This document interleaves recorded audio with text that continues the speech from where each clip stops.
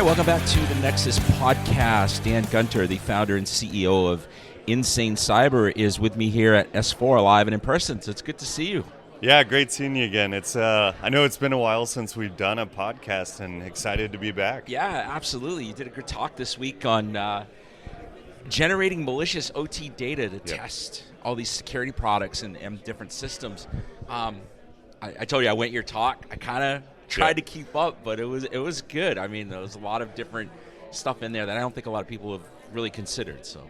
Yeah, and it's a big challenge, and especially with OT, we're in a market where, especially as security companies, right, the big premise of the talk is we've written detections, we're doing all this great analytic work. Maybe we've generated data enough to prove that it roughly works, but, oftentimes you need that more data when you're working detection engineering, when you're working through and saying, not just can I lower the false positive rate and increase the true positive rate on there, but how you collect data in OT is inherently challenging, right? And my talk really did focus around being how can folks get more representative data?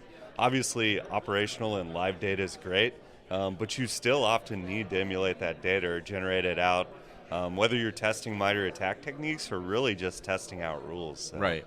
Yeah. So you're not just talking to vendors, you're talking to day-to-day guys in the trenches, right? Yeah, yep. Absolutely. And for them, what's interesting, right, is we'll go down to asset owners, and they may have a lab, they may have some of the systems out there, and the other interesting part of their talk is with emulation. There's things you can do when you're just dealing with a PLC you get off eBay and maybe software that you purchase through the OEM.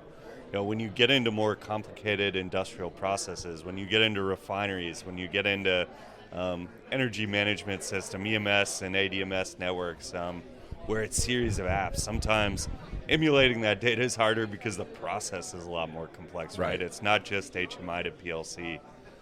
And the complexity of OT anyway, you mentioned, how much does all the proprietary stuff kind of get in the way? All of it. Yeah, and even with that, what's interesting with that to the emulation is you go to Schneider Electric PLCs, they use Modbus. If you're using a lot of the open source tools, you'll see, I'll see function code 90, which is the regular Modbus function code for Schneider. With data generation and where it gets interesting is if you actually want visibility, go into those Schneider PLCs. You want to see what's being said between HMI and PLC. You often, if you just look at function code 90, you're just saying hey, I see it speaking Schneider's protocol. If you don't parse below, if you don't generate data, you don't get to the stop PLC, start PLC commands, some of the other management behaviors, sending firmware, uploading logic, all of that sits at that layer below. And so again, from a detections perspective, if you're focused on improving your MITRE attack approach, that's when generating that data is key, right? And either doing it with real devices, again, get Schneider PLCs off eBay. If you're using an M221, the software is free. If you're using some of the newer PLCs, then you will have to buy a higher version, right? But that's where the crux of my talk is, really getting at, hey, you may be able to do it for free. You may get in a situation where you do have to buy some components. Yeah, I mean, that was the part of the talk, too, where I think ears perked up is I don't have budget for this. And you kind of provided a few paths there. Maybe go through a couple of those if you...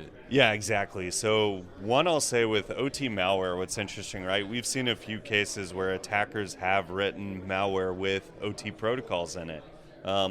It's funny, with one of the pieces of malware we were testing, we set up real devices, we got them configured, we fired the malware against it, and the malware actually didn't work because the attackers had bugs in their code in the malware. Okay. It ended up being the free solution that we just Googled for this protocol simulator, and we're able to pull the free one and got the malware to talk to it, got the data, and so we were able to do our detection thing. From the step up, obviously that next step is going to, hey, maybe I need a real device talking to, HMI or to software on that side. There's been great clarity research I'll point to too, right? We were talking before we started recording on this, but there's a really good white paper, right, on fingerprinting different protocol stacks of Rockwell, I think it was. And what's interesting, right, if you go through that clarity research is the clarity team was able to be like, hey, I know it's this family of PLC because of how they implemented that specific protocol. If you're looking to emulate that data, then, hey, having that specific version is key, right? There's other vendors, 2G, other deals where certain software or PLCs will only implement certain commands, right? Sure. And that's where it does become, when you're getting into real devices, important to know, does this device actually have the functionality that I need at the layer it's at? And then to the complex, when you get to those ADMS and EMS networks and its applications talking to each other, right, that's where it gets more complicated, right? Because it's a lot of containerized apps, and sometimes you can't start the applications without others, so there's those dependencies. And so different layers, I always recommend start with, and in my talk I talked about, like, start with the fidelity, start with defining that fidelity you need, you know. Don't over-engineer, over-invent the solution, right? Because it'll become really costly really quick. So what motivated you to kind of look at this problem? Did you identify gaps? Or? Yep. Oh, it's certainly a gap. And even with well-resourced asset owners, even on the vendor side, it's a challenge, right? I think all of us product companies have some sort of product team and some sort of folks that understand OT well. And oftentimes your software engineers, really smart at software engineering, they need that OT data. They need someone with OT and operational smarts to kind of help them, right? And so after the talk, we did get a lot of folks coming in and being like, hey, you know, are there libraries? Are there other things out there? There's big demand we see kind of for that data, right? Because, again, there's nothing worse than buying a product and thinking it's going to detect it, and then when you start to pull data and throw it through and be like, hey, this should detect, and it's not, right? And so, like, all of kind of the vendor claims are tested best through that generated data.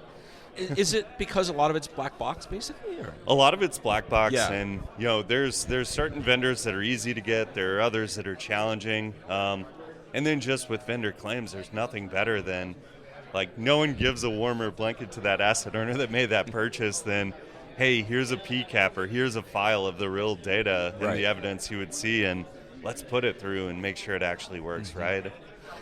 And so maybe this is just me asking a naive question, but, like, is VirusTotal a help here, or any of those kind of repositories? Like, VirusTotal absolutely can be. So it's both a help because you can get the malware samples you need to for the emulation side. Oftentimes, as we would set up data, so there's a tool called Triangle MicroWorks, pretty popular test harness-based tool that a lot of engineering and other firms use. They have what are called substation configuration files, SCL files, and with those SCLs, it actually describes in a file like the whole layout of a substation or power area. What's cool with some of those emulation tools is we found the files on VirusTotal of, like, real plants and their configuration, put it into the test harness, and so then we had, again, like, hey, this is someone's file that went up. Here's kind of a simulated environment of there. Turn on test, and then if you grab that malware sample or you have a script to emulate out that technique you need to do, you can do it and, again, test yourself. And if you're going into, like, an exercise or going into something, throw it across an incident responder and say, hey, let me trigger that alert in your detection platform and see how you handle it. You know, it's funny, in another life I was a journalist, and I remember writing a story about the stuff that people were uploading to VirusTotal that weren't just samples. It was just a lot of stuff you shouldn't be putting up there. And it was just like this gold mine for people kind of mining other data. Oh, absolutely. And, you know, early on there were products out there that maybe they didn't tell folks that they were sending it up, or they weren't just doing a hash search, right? And so, but no, I mean, we still see, and even from malware samples, we'll see malware samples come out very quickly when they start popping up in regions of the world. And so, you know, it helps the threat intel community out, but it also helps us out in the R&D and detection engineering side on how do we keep up in real time with as stuff starts popping out. I know Team 82 uses a lot of emulators in their work. I mean, how complete are they in terms of, you know, helping, you know, you achieve the goals that you want to achieve? So I haven't seen a lot of those. Can you talk through some of those examples? You got to put me on the spot. Oh, no worries. No, so I know, like, there was some research that was published about a year ago. One of our researchers used an emulator, And it only went so far in the project, and then they needed to either buy the device or.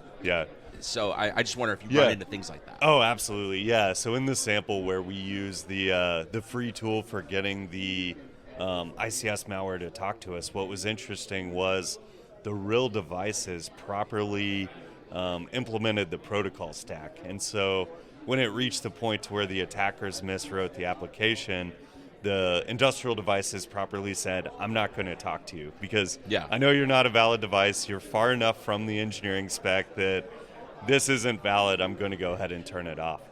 That piece of software we used actually was not built to that engineering grade. It was, if you say a word to me or ask me a question, I'm going to answer it. And then I'm not going to keep track of where we are in the conversation. And so if it's things like, hey, you should ask these questions ahead of these others, the real device was like, hey, you didn't ask the questions leading into what you should have to ask the thing you did. With that, it did it, right? And so sometimes those more basic emulators work, but to the point of getting to the functionality, if you need that functionality later in there, you have to make sure that the application has it, right, or the emulator has it. And that's where like honeypots get in trouble too, right? Like attackers will start talking to a honeypot, and it's like, okay, I know your con pot, or I know your gas pot, right? Because no PLC really responds like that. So even the OT malware can recognize if it's in a test environment, for example. Smart attackers can. Yeah, absolutely. Yeah, absolutely. Interesting. What's your thought on, like, I mean, I don't want to pump these guys up, but the quality of OT malware that you see out there? I mean, a lot of it, the sophisticated stuff we hear about. Yeah. On one front, especially nation states have budgets too, right? And with OT malware, the scary thing is kind of there isn't a whole lot of complexity still yet required, right? Yeah. Look at tools like Frosty Goop. Look at even Pipedream and some of the other tools, right? There are Python libraries out there to where you can find certain Python libraries, lightly extend them if you know about the protocol and go for it, right? And so with OT, because a lot of PLCs still don't have authentication, they don't have those layers, right? There's not a huge need right now for that sophistication, right? And that's where I think we've seen, I don't want to say more basic because it's worked and it's worked on a level, but it hasn't required a huge level of sophistication. And there's other libraries, it's funny, we write rules around because we're like, okay, we know this exists in Python or Rust or some other language, and, I think we're still in that world, right? But what I will say is it requires that bit of OT knowledge, and so, where attackers, I think, have made mistakes sometimes. When you look at something like Trisis, right, there's stories that, like, okay, if Trisis would have been caught later or wouldn't have been caught as soon as it was, what would have that looked like, right? Makes sense. You mentioned representative data. You said it a couple of times in your talk. Can you make some examples? Like exactly what do you mean by it? Yeah, so representative data, and this is key, right? Because there are detections that often can trigger on like, hey, I see this byte at this offset of the packet, and I know this means this. Hey, if you call a firmware upload from a new machine that I haven't seen, do that, right? Those are more basic alerts. Those are things you can alert often off of 1, 2, or small number of packets. If you're getting into statistical detection, or you're starting to get into like language model-based detection, LLM-based detection, right? Sometimes you need to set that statistical baseline or that footprint to then deviate from it, right? Okay.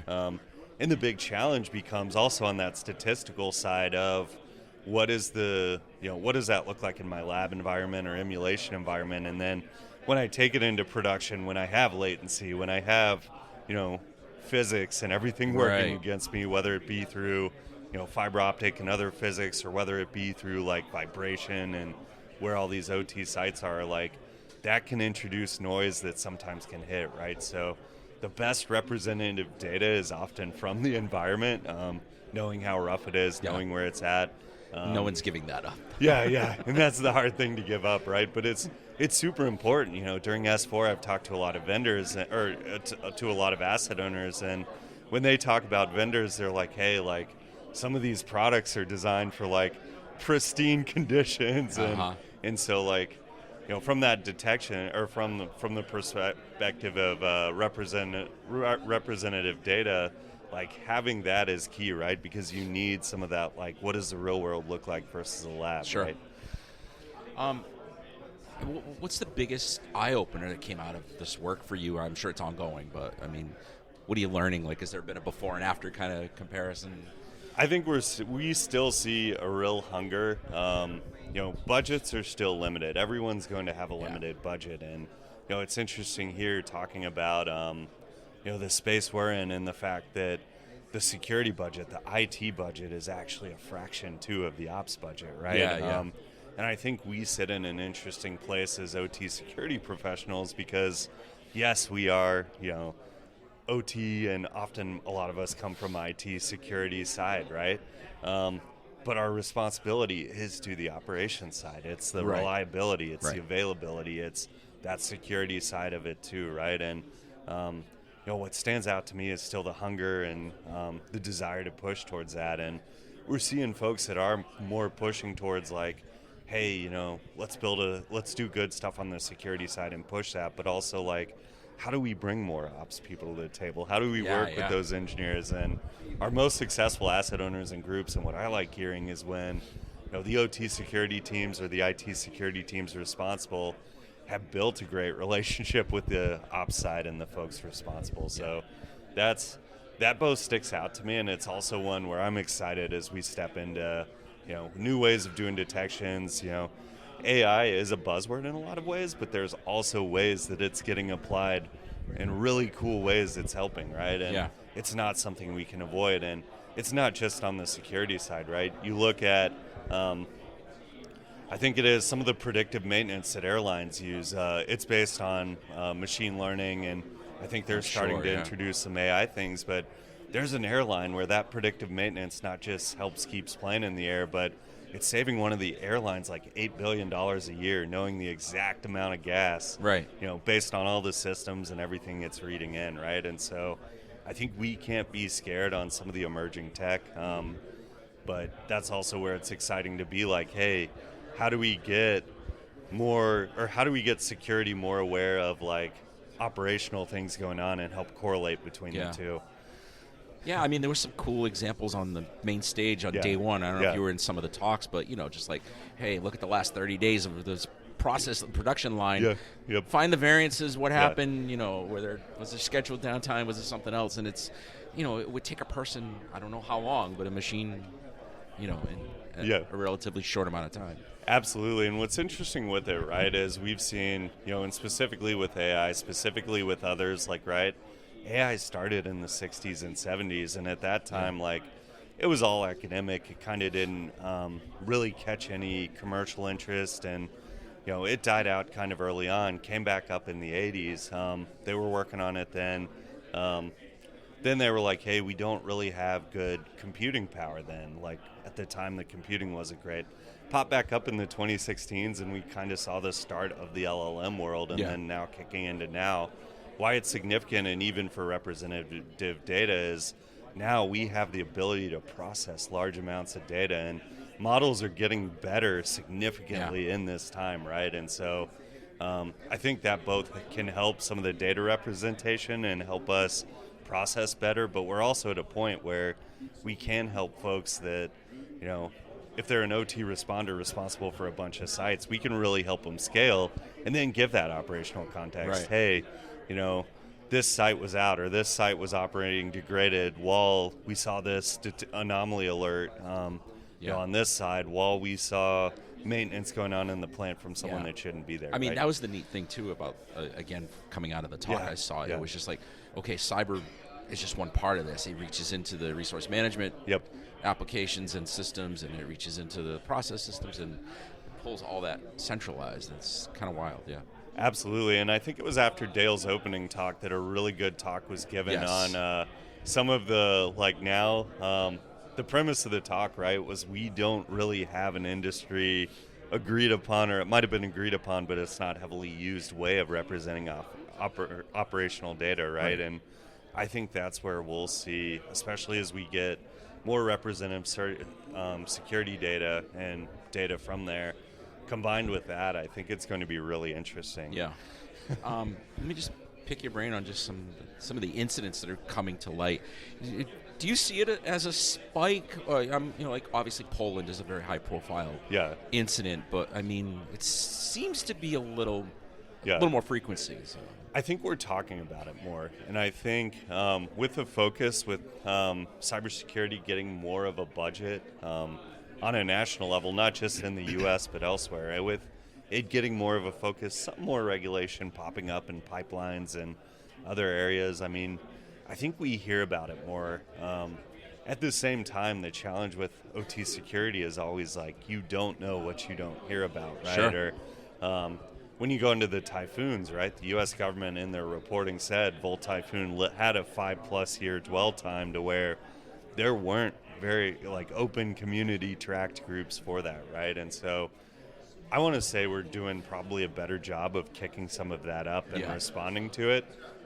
Because again, I mean, the fact is, as a military, U.S. military, even and allied militaries, back to World War II, back to before, we were bombing ball bearing factories in places. We were doing things, right? And so war producing infrastructure and all that, it'd be kind of naive to not think that nation states aren't going to keep doing what we've done for the last 100 years of warfare at their budget, right? And we don't hear a lot about that side, but that's some of the side too, where it's how can we as defenders, regardless of our nationalities, help preserve our countries or help keep safe when that time comes? And I think that's a really hard OT problem, right? Because you come into the U.S., you go to other countries, and those sites are spread out, huge spread, right?